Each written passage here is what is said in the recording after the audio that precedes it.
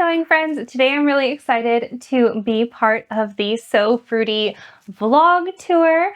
So if you don't know about it, So Fruity is a challenge that happens during the month of June, started by Yvette of Blossom Sandwich, also known for her sewing business, Stash Hub. And yeah, it's all about sewing up either fruity fabrics in fruity colors, or fruit-themed accessories.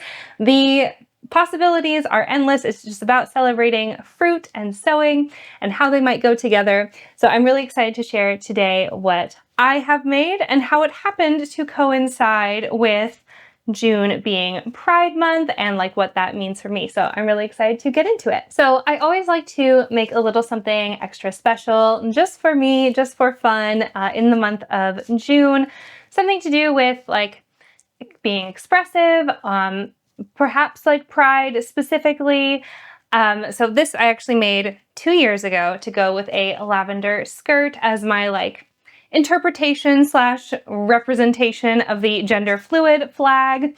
Last year though, I just ended up using a fabric from my stash that I thought was like going to be a little too bold for me. It was very abstract, but like definitely all my colors. And it ended up being my favorite dress that I made all of like within the whole year. I made it June, July last year, and I absolutely love this Reynolds dress that I made last year. I will have put in a picture. And ever since I made it, because I've been wearing it like almost weekly since last year, I wear it layered up in the winter time. I wear it like with sandals or sneakers in the warmer weather. I absolutely love this dress and I love this fabric, but it is wearing out. And so I've kind of wanted something with a similar vibe to it that is this kind of like abstract but colorful situation. And so I had my eye out like looking for fabrics, for the last like several months.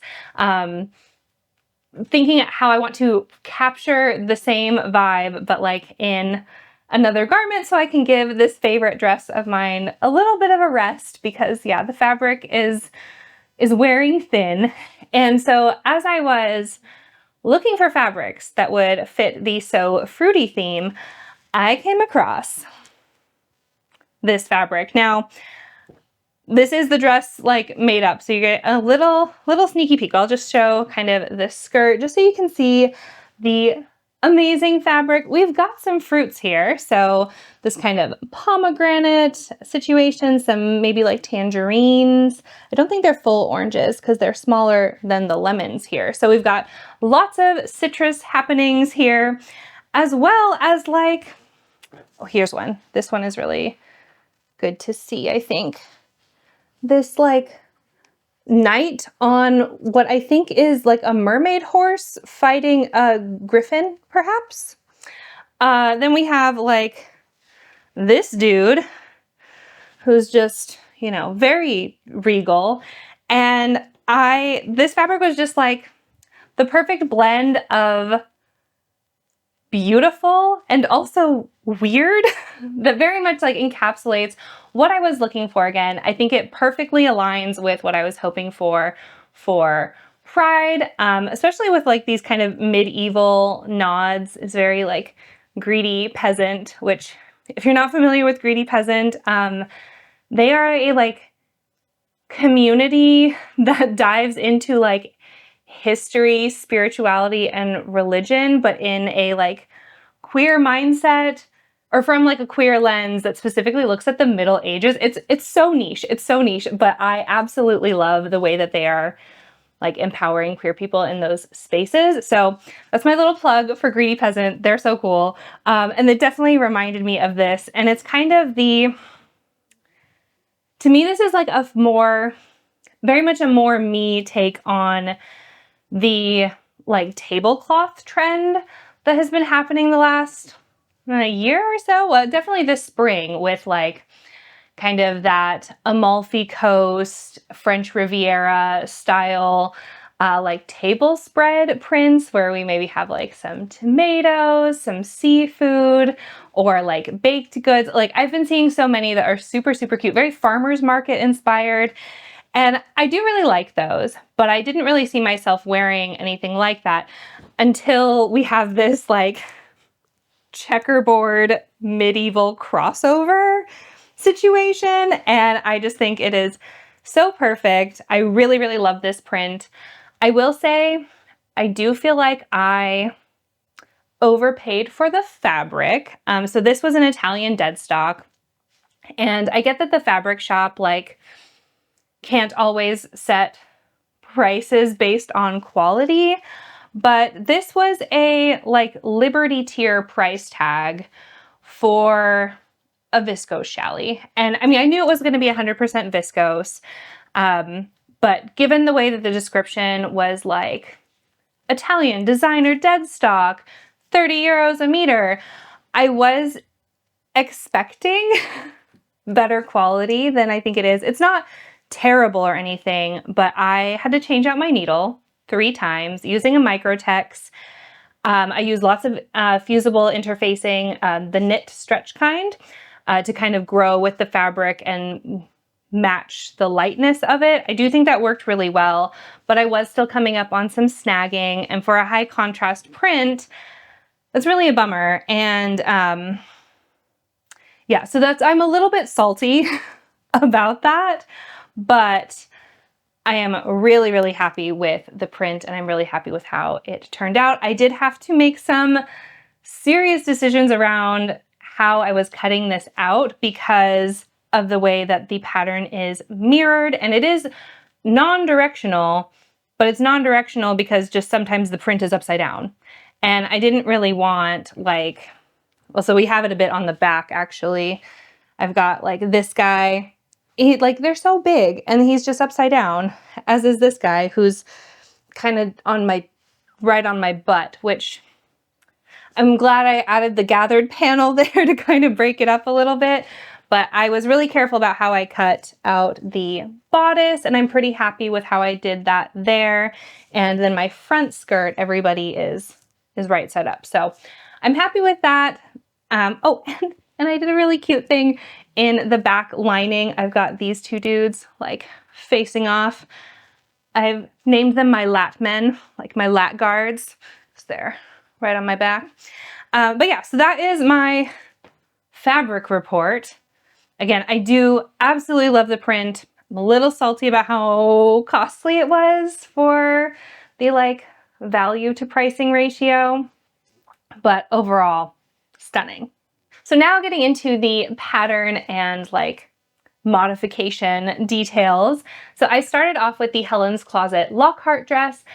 I am obsessed with this dress. I made my first version early last month and just fell in love with the fit of it. And since then I've made 2 more, but it's kind of been a rocky road, I think. I tend to do this like every summer. Once I find a pattern that I like, I tend to just like make a whole bunch of them. And so this is my 3rd Lockhart, and I have 2 more planned. So the first one I made in a stretch linen, and I love the silhouette on me. I love the way that it like moves and hangs. And then I made a woven cotton one, and it is so cute, and I love the way that it looks, but it is so restrictive, and like it does fit me, but when I like stand or move around, or when I sit, when I move around, I don't know that this is a good dress for me to like be able to have a big meal in, and I want to have a good lunch. I love good food, and so like not being able to sit comfortably is just not great. So I knew that I wanted that fun, flirty mini skirt silhouette, but I knew that if I wanted to make it in this fabric, I would need to make some adjustments to have a little bit more movement, something that is going to like grow and shrink with me throughout the day, because my body does change quite a bit throughout the day, definitely changes like throughout the season. So I needed something that was going to work for me on that. So I love the way the front fits. These are some of the best fitting for me princess seams. So I just kept the front totally the same as what is on the pattern. The skirt has little darts, and then we have like the princess seam and the high neck with the wide straps. I will say these are the wide straps and they are not quite wide enough for me. My bra shows a little bit. I went back and forth on that, tried to like draft my own, made some like double wide ones, and ended up just going back to the way that they are on the pattern. My bra is going to show a little bit. That's what it is.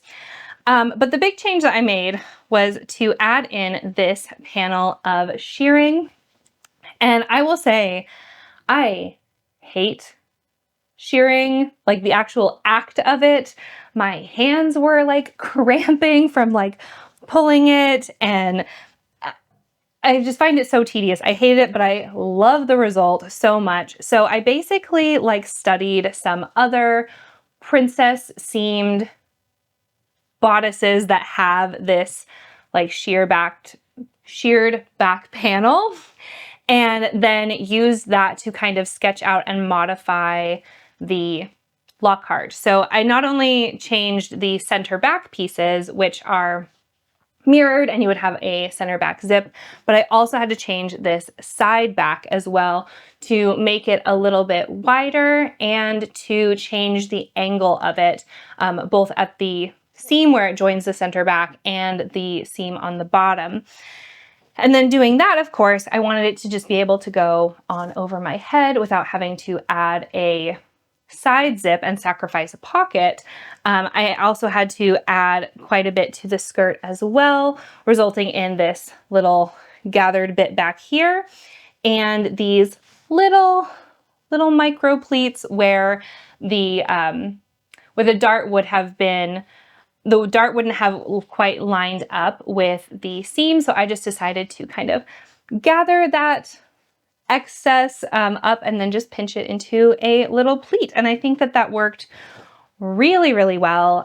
You don't even notice it really because of the gathering here.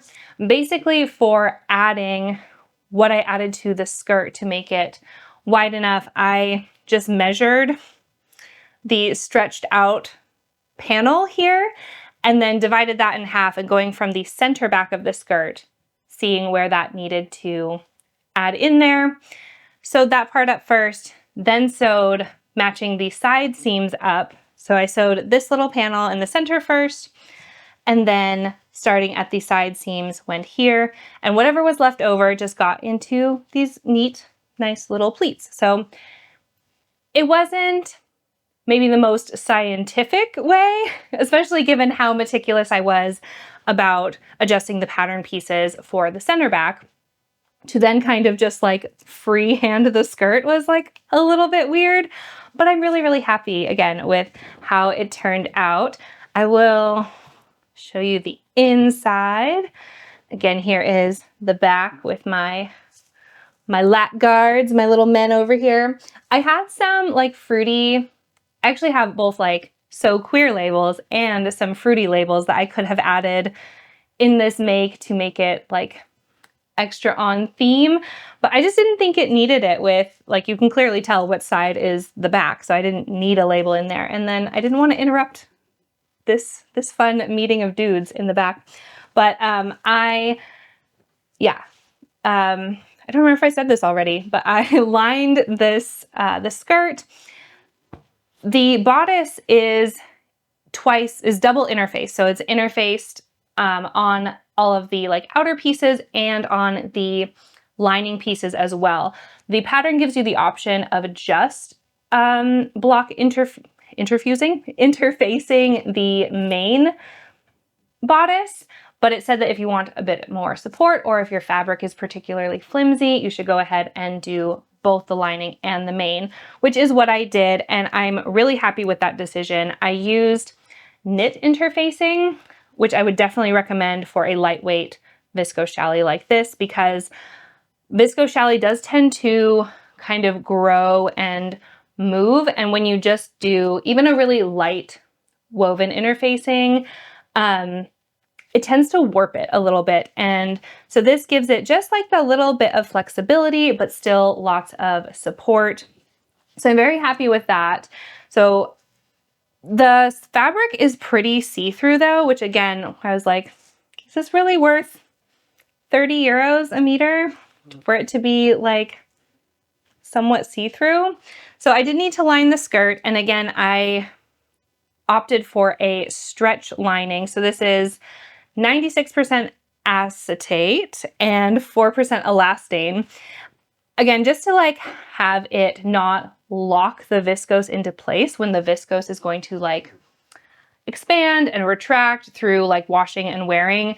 A stretch lining is going to kind of move through that. It's not a knit lining, I should say. It is a woven, but it just gives it like that extra bit of give and flexibility that I think works really, really well. So I have high hopes for this garment lasting a long time, but at the same time, again, because the fabric, I'm a little worried about snags, but I've done everything I can, I think, between interfacing and lining to keep it growing strong, hopefully for like seasons to come. But yeah, so I think that's all of the changes that I made to the pattern.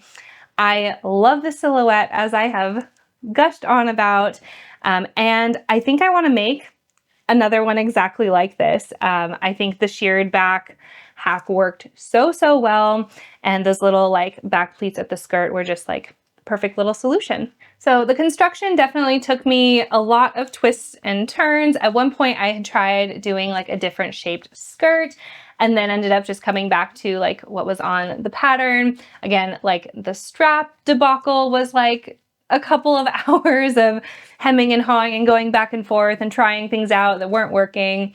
I feel like that is kind of the theme of this garment, was like, I tried something, it didn't work, and then I went back like to the original vision, which I think is kind of my lesson for this garment, is like, if you have a vision, you know what you want, like stick to that. Because yeah, I had tried at one point doing like a midi skirt instead with like some gathering, and it was very cute. I'll pop in a picture. But it was not giving like the vibe that I had like set out for this project. It was cute, it was pretty, but it just wasn't this moment, I feel. I might go back to that hack. I had used the Seamwork Meg skirt and I had lengthened it, done pockets, the whole thing. It was very cute, but it wasn't what I wanted for this print this time. And yeah, so my kind of lesson with this make to myself is like, stick to the vision and just see it through. Because I definitely like kind of went in circles, like chasing some other possibilities here when I should have just like trusted my gut and gone for it. But yeah, overall, we got there. And I'm so happy with this dress. I'm really excited to play around with some like styling options. I'm hoping that I can also, I'm definitely visioning this like as more of a summer dress, but I'm hoping I can find some like fall winter styling options as well. I have some like chunky black sandals that I think will be very cute with this, giving it that like flirty, punky kind of vibe. But I also just ordered some bright red sneakers, which is definitely new for me stylistically, but I think will look really, really fun with this. So I am very excited to kind of play around with some different options here. You will see my final photos, if I haven't stuck them in sneakily already.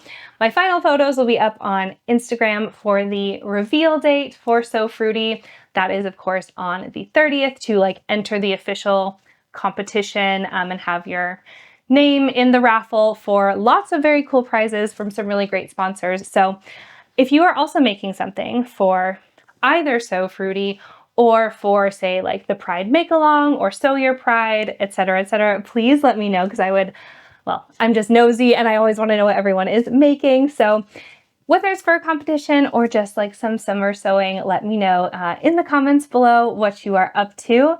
And I think that is all for me today. Thanks for sticking around to hear all about my So Fruity Sew Your Pride dress that I made this year. Until next time, guys, happy making. Bye!